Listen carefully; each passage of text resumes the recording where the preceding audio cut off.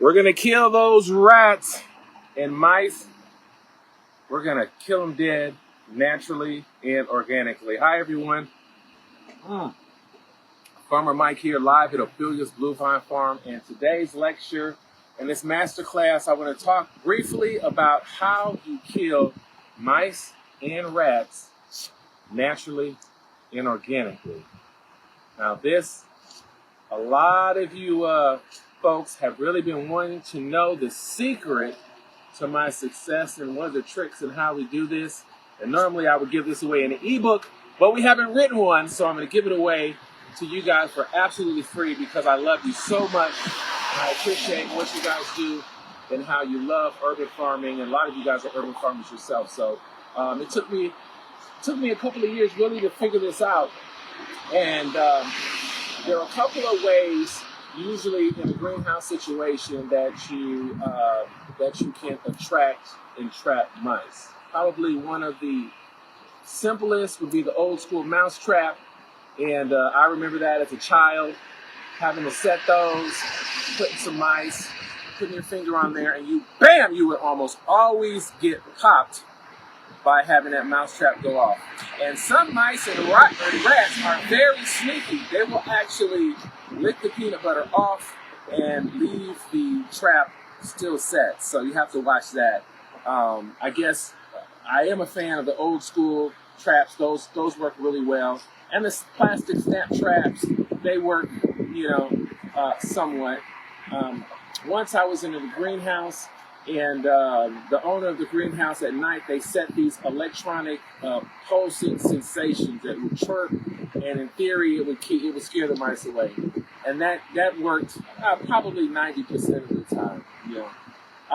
Of course, if you're organic and you're around children and you have pets, you don't want to put one of the stronger chemicals down that you would get like at a Lowe's or a Home Depot and things like that. Those could be kind of tricky, especially if you have dogs or cats. They might get into it, and that can be a serious problem as well as young pets. So when you're dealing around food, how do you keep those pests out of your garden or your space? And this would work for apartment as well. Now, I want to a little bit talk about the products that are commercially available. If you went into the store right now, those products range, they sit somewhere around the $24 to $30 range on those chemical products. Wow, that is a lot of money. Well, today, I'm going to show you how you can make a bait that will get rid of your mouse problem and get rid of your rat problem for under $3. And let's jump right into it. So what we have right here is... this is a bait ball that I made, okay? And what I did is I mixed peanut butter with baking soda. That's peanut butter and baking soda. And I did this in a bowl. And if you guys want to know my particular ratio, I use one small $1.50 can of peanut butter and one small container of baking soda, okay? And I work it and give it this type of consistency, like this.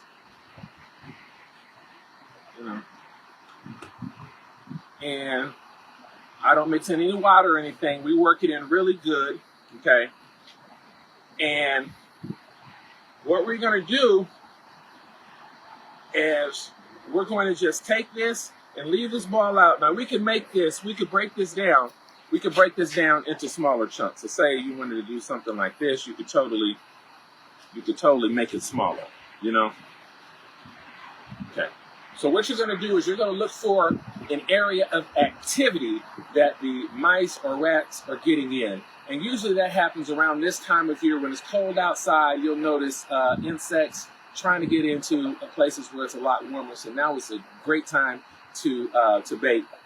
And so again, you're going to mix one can of peanut butter and one container of baking soda. You can use the cheap baking soda, you can use Arm & Hammer baking soda. I use the 99 cents baking soda, and I mix it up.